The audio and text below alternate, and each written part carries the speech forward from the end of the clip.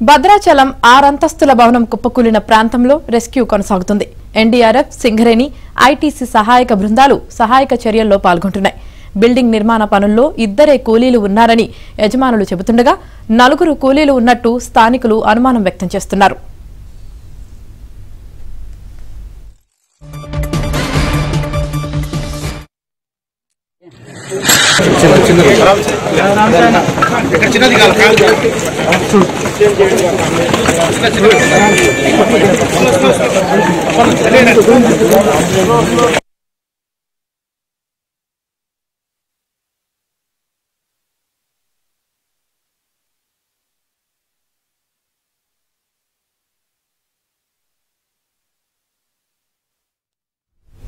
నిన్న 12 గంటల పాటు శ్రమించి శిథిలాల్లో చిక్కుకున్న కామేశ్వరరావు అనే యువకుణ్ణి కొన ప్రాణాలతో కాపాడి ఆసుపత్రికి తరలించినా ఫలితం దక్కలేదు.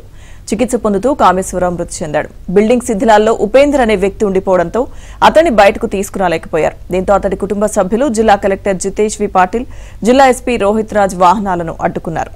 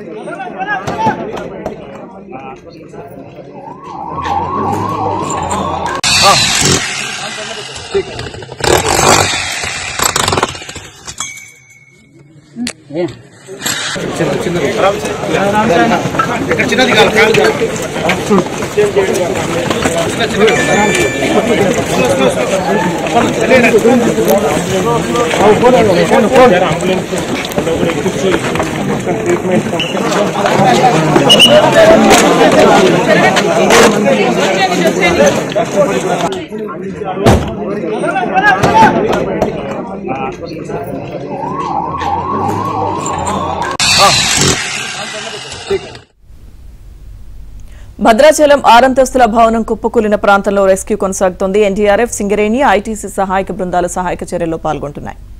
ఇక బిల్డింగ్ నిర్మాణ పనుల్లో 2 కూలీలు ఉన్నారని యజమానులు చెబుతుండగా 4 కూలీలు ఉన్నట్లు స్థానికులు అనుమానం వ్యక్తం చేస్తున్నారు. అసలు ఇక ఓవరాల్ గా అక్కడ సహాయక చర్యలు ఏ విధంగా ఉన్నాయి, వీటన్నిటికి సంబంధించి పూర్తి సమాచారాన్ని ఘటనా స్థలం నుంచి మరింత సమాచారం అందించడానికి మా ప్రతినిధి రవి అందుబాటులో ఉన్నారు. రవి, యామిని, భద్రాచలంలో చూసుకుంటే అక్రమంగా నిర్మాణం చేసిన శ్రీపతి పీఠం బిల్డింగ్ పేకమేళ్ల కూలింది. మనం ప్రస్తుతం బిల్డింగ్ వద్ద ఉన్నాం. భక్తి ముసుగులో శ్రీపతి శ్రీనివాస్ అనే వ్యక్తి ఒక ప్రైవేటుగా మఠాన్ని నిర్మిస్తూ ఒక పాత భవనంపై G+5 5 ఫ్లోర్ల నిర్మాణం చేయడంతో నాసిరకం నిర్మాణంతో ఇది పేకమేడలా కుప్పకూలింది. నిన్న కూలిన సమయంలో 2 కూలీలు ఉన్నట్టుగా ఆ యజమాని భార్య చెబుతుండగా మరొక కూలీ కూడా ఉండే అవకాశం ఉందని కూడా స్థానికులు అనుమానాలు వ్యక్తం చేస్తున్నారు. మనం విజువల్స్ లో చూడవచ్చు. ఇక్కడ నాసిరకం ఫిల్లల నిర్మాణం చూసుకుంటే 9 ఇంచుల ఫిల్లల మీద G+5 ఎప్పుడో 30 ఏళ్ల క్రితం నిర్మించిన ఒక బిల్డింగ్ పైన 5 అంతస్తుల నిర్మాణం కట్టాడు. గత 2-3 సంవత్సరాలుగా ఈ నిర్మాణం జరుగుతుంటే స్థానికంగా ఉన్న పంచాయతీ అధికారులు కానీ ఐటీడీ అధికారులు కానీ సకాలంలో చర్యలు తీసుకోలేదని కూడా వారు చెబుతున్న పరిస్థితి ఉంది. మొత్తంగా చూస్తే ఈ అక్రమ నిర్మాణానికి సంబంధించిన పేకమేళ్ల కూలిన ఘటనలో నిన్న 2 మేస్త్రీలు ఉండగా అందులో ఉపేంద్ర అనే వ్యక్తి లోపల ఉన్నారు. కామేష్ అనే వ్యక్తిని అర్ధరాత్రి పూట రెస్క్యూ చేశారు. కొన ఊపిరితో ఉన్న కామేష్ నిన్న హాస్పిటల్లో ప్రాణాలు విడిచిన పరిస్థితి ఉంది. ప్రస్తుతం మృతుని బంధువులు వారంతా కూడా ఇక్కడ ఆందోళన చేస్తున్న పరిస్థితి ఉంది. సహాయక చర్యలకు సంబంధించి జిల్లా కలెక్టర్ అండ్ ఎస్పీ కూడా ఇక్కడ దగ్గరుండే పరిస్థితిని మానిటర్ చేస్తున్నారు. ఇప్పుడే ఎన్డీఆర్ఎఫ్ సంబంధించిన స్నీపర్ డాగ్స్ కూడా వచ్చి ఇక్కడ ఐడెంటిఫికేషన్ ప్రక్రియ కొనసాగుతుంది. ప్రస్తుతం భద్రాచలంలో సహాయ చర్యలకు సంబంధించి జరుగుతున్న వ్యవహారానికి సంబంధించి ఆర్డీఓ, స్థానిక ఆర్డీఓ మనతో ఉన్నారు. మనం మాట్లాడి తెలుసుకుందాం. సార్ చెప్పండి, రెస్క్యూ ఆపరేషన్ ఎలా కొనసాగుతుంది? ఇక్కడ మనకి రాత్రి విజయవాడ నుంచి 2 ఎన్డీఆర్ఎఫ్ బృందాలు రావడం జరిగింది. రాత్రి కూడా మేము 6 నుంచి 8 అవర్స్ వరకు రెస్క్యూ చేసి ఇక్కడ రామేశ్వరరావు అనే వ్యక్తిని కూడా ఫైండ్ అవుట్ చేసి లైవ్లో ఇవ్వటం జరిగింది. కాకపోతే అకస్మాత్తుగా తాను చికిత్స పొందుతూ మృతి చెందడం జరిగింది. మాకు ఇక్కడ లోకల్లో ఉన్నటువంటి ఇక్కడ ఉన్నటువంటి సమాచారం ప్రకారంగా ఇంకొక ఉపేంద్రరావు అనే వ్యక్తి ఉన్నారని వాళ్ళ కుటుంబ సభ్యుల ద్వారా తెలిసింది. ఇంకా నన్ ఆఫ్ అదర్ పర్సన్స్ ఎవరు కూడా ఇక్కడ ఇంతవరకు. అంటే మీకు ప్రాథమికంగా బిల్డింగ్ సంబంధించిన యజమానికి సంబంధించి ఏం చెబుతున్నారు, ఎంతమంది ఉన్నారని చెప్పారు, అతను ఏమైనా అందుబాటులో ఉన్నాడు? యజమాని వాళ్ళు చెప్తున్న దాని ప్రకారంగా 2 ఉన్నారని చెప్పారు. ప్లస్ నేను కామేశ్వరరావు కూడా మాట్లాడారు కాబట్టి తను చెప్పింది కూడా 2 ఉన్నారు.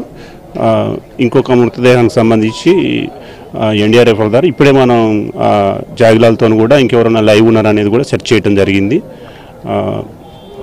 చూడొచ్చు ఆర్డీఓ చెప్పారు రెస్క్యూ ఆపరేషన్ సంబంధించి జాగిలాలు కూడా శ్రీఫర్ డాక్స్ కూడా చూస్తారని చెప్తున్నారు. ముఖ్యంగా చూపిస్తే మీరు భద్రాచలానికి సంబంధించి ఒక అక్రమ నిర్మాణాలకు సంబంధించి ఈ బిల్డింగ్ పై పర్టికులర్ గా ఈ బిల్డింగ్ అక్రమ నిర్మాణం అంటూ కూడా ఒక వ్యక్తి ఫిర్యాదు చేశారు. ప్రస్తుతం అతను మనతో ఉన్నారు.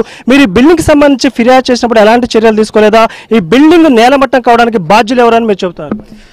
గత సంవత్సరం ఆగస్టు నెలలోనే ఈ బిల్డింగ్ అక్రమంగా నిర్మిస్తున్నారు, దీనికి ఎటువంటి అనుమతులు లేవని జిల్లా కలెక్టర్ గారి దగ్గర నుంచి గ్రామ పంచాయతీ సిబ్బంది వరకు అందరికీ కంప్లైంట్లు ఇవ్వడం జరిగింది. కానీ ఏ ఒక్క అధికారి దీన్ని పట్టించుకున్న పాపాన పోలేదు. అసలు భద్రాచలంలో సుమారు 2000 ఇండ్లు ఉంటే 13 ఇండ్లకే పర్మిషన్ అని ఆర్టీఐ ప్రకారం ఇచ్చారు. 13 ఇండ్లకు పర్మిషన్ ఇస్తే ఇన్ని 100 ఇండ్లు కడతా ఉంటే పంచాయతీ సిబ్బంది ఏం చేస్తున్నారు అనేది క్వశ్చన్గా మిగిలింది.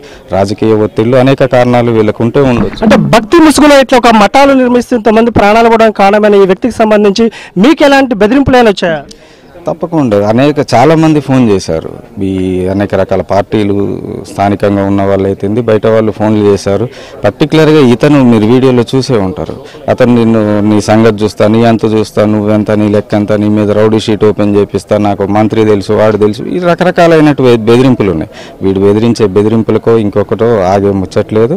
అలాగే అందరి అధికారులకి, పిఓ గారికి, కలెక్టర్ గారికి కూడా కంప్లైంట్ చేయడం జరిగింది.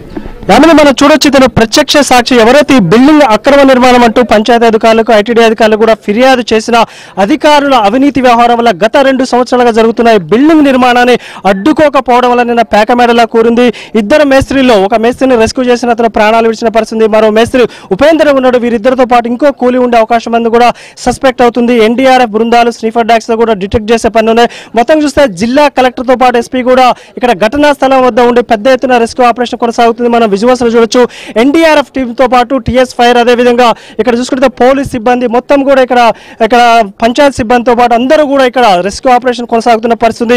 ఏది ఏమైనా భద్రాచలం అంటే ఒక విషయం ఉంది. భద్రాచలంలో భక్తి ముసుగులో ఒక వ్యక్తి ప్రైవేట్ మఠం పేరుతో ఈ విధంగా చేసిన అక్రమ నిర్మాణం, అనుమతి లేకుండా చేసిన ఈ అక్రమ నిర్మాణం పేకమేడలో కూలిన ఘటనలో ఇద్దరు చనిపోయినట్టుగా స్పష్టంగా తెలవడం, ఇంకెంతమంది ఉన్నారన్నది కూడా స్పష్టత రాకపోవడం. ప్రస్తుతం రెస్క్యూ ఆపరేషన్ ఇస్తే సాయంత్రం వరకు కూడా పెద్ద ఎత్తున ఇక్కడ సంబంధించిన ప్రొక్లేన్లు, జేసీబీలతో ఈ శిథిలాలన్నీ తొలగిస్తేనే మృతులు ఎంతమంది ఉన్నారనేది ఒక స్పష్టత వచ్చే అవకాశం ఉంటుంది. జిల్లా కలెక్టర్ ఎస్పీ ఇక్కడ స్వయంగా దగ్గరుండి పనులు మానిటర్ చేస్తున్నారు. ఈ ఘటనపై జిల్లా మంత్రి తుమ్మల కూడా ఇప్పటికే జిల్లా అధికారులతో మాట్లాడి యుద్ధ ప్రాతిపదికన దీన్ని రెస్క్యూ చేయాలని, మొత్తం తొలగించాలని కూడా చెప్పిన పరిస్థితి. మృతులు బాధితుల బంధువులు కూడా ఇప్పుడే రాస్తారోకా చేశారు. వారికి న్యాయం చేయాలంటూ కూడా డిమాండ్ చేస్తున్న పరిస్థితి. మొత్తం చూస్తే ఓవరాల్ గా అనుమతులు లేకుండా అక్రమ నిర్మాణం చేస్తూ భద్రాచలంలో ఈ విషాద ఘటన కారణమైన శ్రీపతి శ్రీనివాస్ ప్రస్తుతం ఎక్కడ ఉండనే దానికి సమాధానం చూస్తే అతను పోలీసుల అదుపులో ఉన్నట్టుగా తెలుస్తుంది. భక్తి ముసుగులో శ్రీపతి శ్రీనివాస్ చేసిన ఈ అక్రమ నిర్మాణం వల్ల ఇప్పుడు ఇద్దరు ప్రాణాలకు పోగా ఇంకెంతమంది ఉన్నారో స్పష్టత రాలేదు. ప్రస్తుతం రెస్క్యూ ఆపరేషన్ కొనసాగుతుంది. Yamini. Right, thank you Ravi.